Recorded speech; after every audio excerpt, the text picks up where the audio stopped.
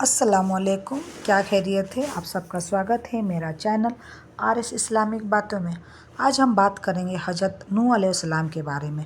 حضرت آدم علیہ السلام کے بعد مسیح انبیاء علیہ السلام میں سے ایک حضرت نوح علیہ السلام ہے۔ آپ علیہ السلام کی اولاد حضرت آدم علیہ السلام کی وفات کے 126 سال بعد ہوئی۔ آپ علیہ السلام کو 1000 سال عمر ملی، اس میں سے 950 سال تک آپ علیہ السلام اپنی قوم کی نصیحت کرتے رہے۔ حضرت نوح علیہ السلام کا اصل نام عبداللہ الغفار تھا، لیکن آپ علیہ السلام اپنی قوم اور آخرت کے فکر میں بہت زیادہ رویا کرتے تھے۔ اس لیے اللہ تعالیٰ نے قرآن مجید میں آپ علیہ السلام کو نوح، بہت زیادہ رونے والے کے نام سے یاد کیا ہے۔ آپ علیہ السلام معمولی نعمتوں پر بھی اللہ تعالیٰ کا شکر ادا کیا کرتے تھے۔ اس وجہ سے اللہ تعالیٰ نے آپ علیہ السلام کو عبدالشکور کی لب سے یاد کیا ہے۔ حضرت نوح علیہ السلام کا ذکر قرآن میں۔ حضرت نوح علیہ السلام کا رب العزت نے قرآن مجید میں 43 مقامات پر ذکر فرمایا، اور قرآن مجید کے ایک سورہ نوح، سورہ نمبر 71 کا نام بھی آپ علیہ السلام کے نام پر ہے۔ حضرت نوح علیہ السلام سے پہلے لوگوں کو گمراہ کرنے کے لیے شیطان کے چالیں۔ اللہ تعالیٰ نے حضرت آدم علیہ السلام کی اولاد میں خوب برکت عطا فرمائی، اور اولاد آدم سے بہت سی بستیاں آباد ہو گئی۔ تمام لوگ سابقہ انبیاء علیہ السلام کی تعلیمات کے مطابق صرف اللہ تعالیٰ کی عبادت کرتے اور اس کے ساتھ کسی کو شریک نہیں ٹھہراتے تھے۔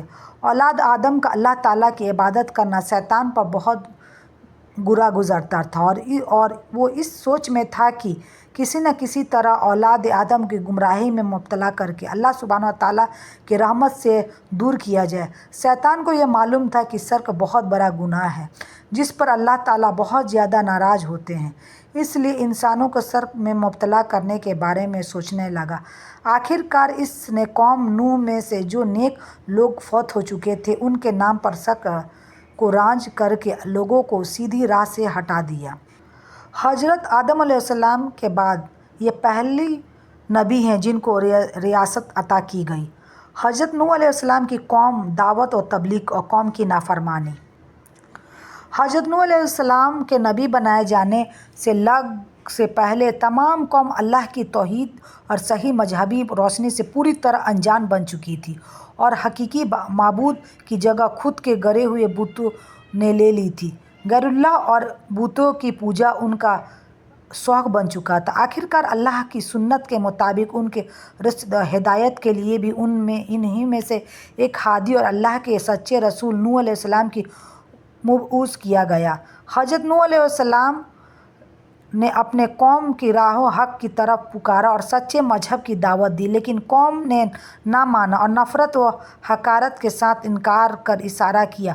قوم کے امیروں اور سرداروں نے ان کے جھٹلانے اور انہیں ذلیل کرنے کا کوئی پہلو نہ چھوڑا، اور ان کی امیری اور سرداروں کو ماننے والوں نے انہیں کی تقلید اور پیروی کے ثبوت میں ہر قسم کا تجلیل اور توہین کے طریقے کو حضرت نوح علیہ السلام پر آزمایا۔ انہوں نے اس بات پر تعجب ظاہر کیا کہ جس کو نہ ہم پر دھن دولت میں برتری حاصل ہے اور نہ ہی وہ انسانیت کے رتبے سے بلند فرشتے ہیکل ہے، اس کو کیا حق ہے کہ وہ ہمارا پیشوا بنے اور ہم اس کے حکم کو مانیں۔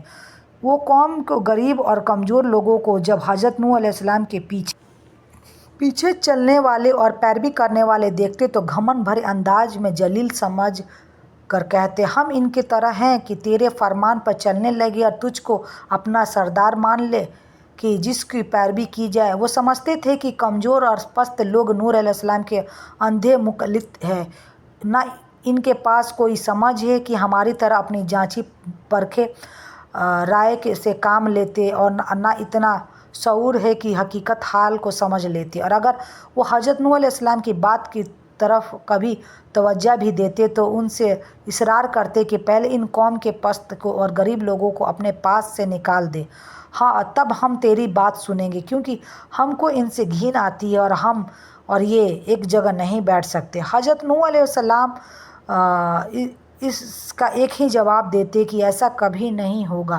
کیونکہ یہ اللہ کی مخلوق بندے ہیں۔ اگر میں ان کے ساتھ ایسا معاملہ کروں جس کی تم خواہش رکھتے ہو تو اللہ کے عذاب سے میرے لیے کوئی پناہ نہیں ہے۔ میں اس کے دردناک عذاب سے ڈرتا ہوں۔ اس کے یہاں اخلاق کی قدر ہے۔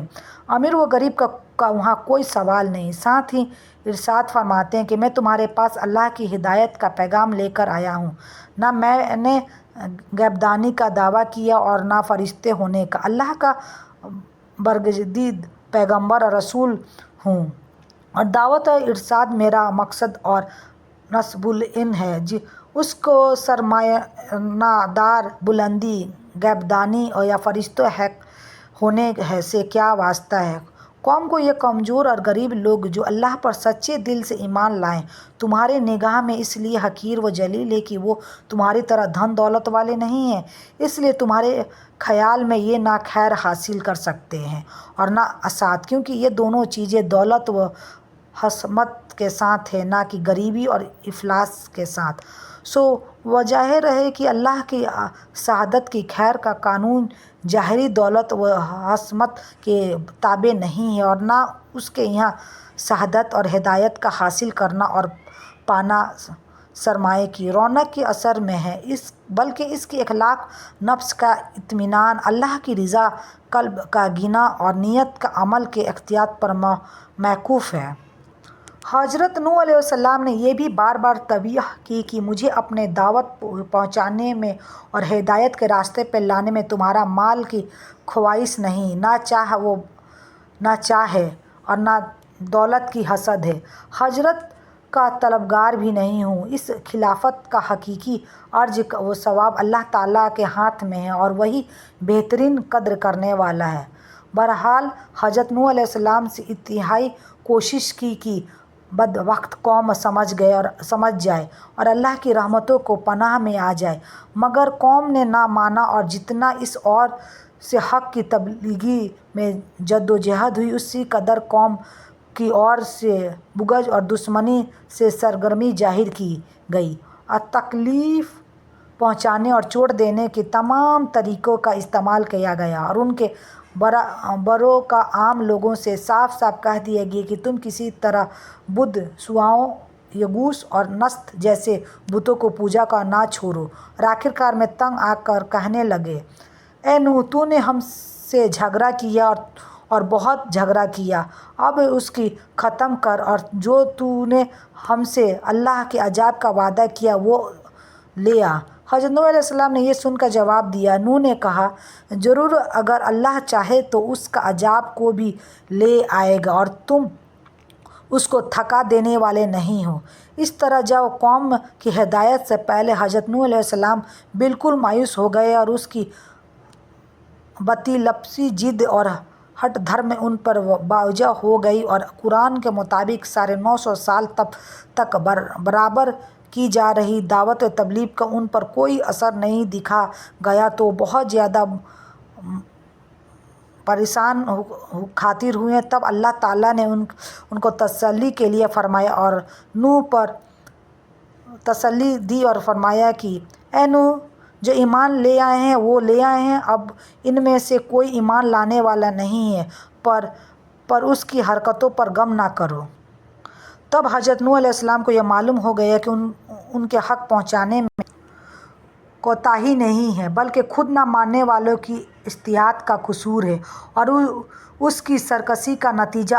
तब उनके अमाल और हरकतों का असर कबूल करके अल्लाह ताला की दरगाह में ये दुआ फरमाई, ए परवरदिगार, तू काफिरों में से किसी को भी ज़मीन में बाकी ना छोड़। अगर तू उनके यूं ही छोड़ देगा तो वो तेरे बंदों को भी गुमराह करेंगे और उनकी नस्ल को भी उन्हीं की तरह नाफरमान पैदा होंगे।